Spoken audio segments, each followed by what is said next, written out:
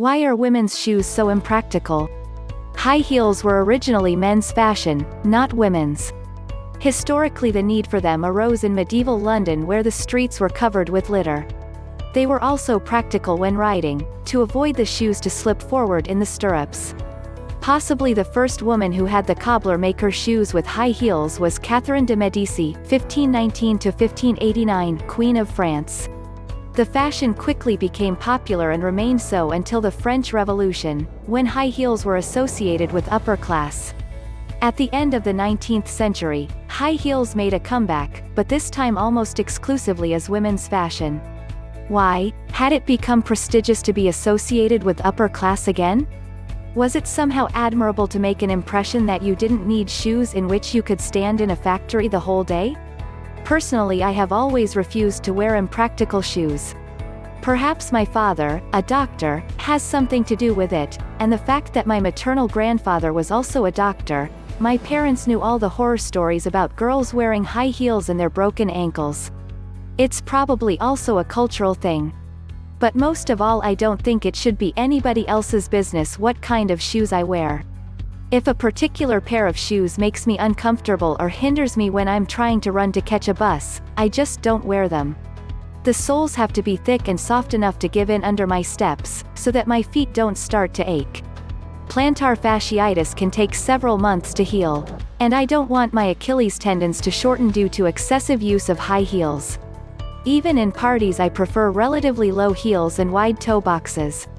Shoes can be both beautiful and comfortable, at least according to my taste. I'm short, but I have never felt that would be any reason to try to seem taller by choosing uncomfortable shoes. That said, I do love shoes, and especially ones that come in bright colors. And most importantly, ones that I can wear when I spontaneously take a walk in the forest. The assumption that women's shoes, also assuming the reference is for high heels, are impractical is an opinion that happens to be held by those who choose to assume they're uncomfortable and non-functional, and by some who, after short periods of unsatisfying attempted trials, concede to this view. Admittedly, high heels are not easy to walk in, if the wearer hasn't taken and continues the time to become familiar, confident, and comfortable. Be that as it may, there are many people who prefer to wear high heels more than any other footwear available, because of their attractive allure, comforting support, and other walking bonuses. Another fallacy being promoted here is women are the only wearers of high heels, as men also are just as likely to be seen at or attending the same public places and other social functions wearing stilettos that women are normally seen wearing them for. All appareling items have the purpose of being worn by those who like and choose to wear such adornments. Hopefully, they can find the size they need or have it made. At the present, most societies interfere with this natural process, by dictating bullying what these societies decided their people have to choose, which has led to many misunderstandings and broken relationships when people naturally choose to wear apparel their society didn't or hasn't assigned them.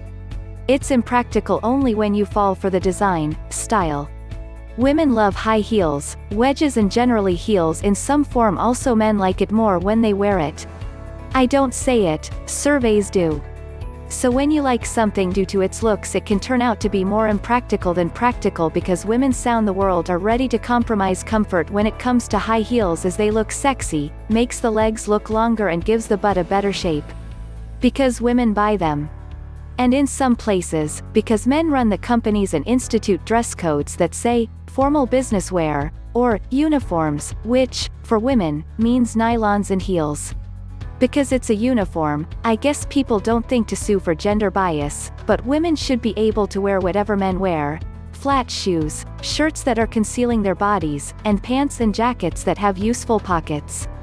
And if men have to wear a tie, then so should women.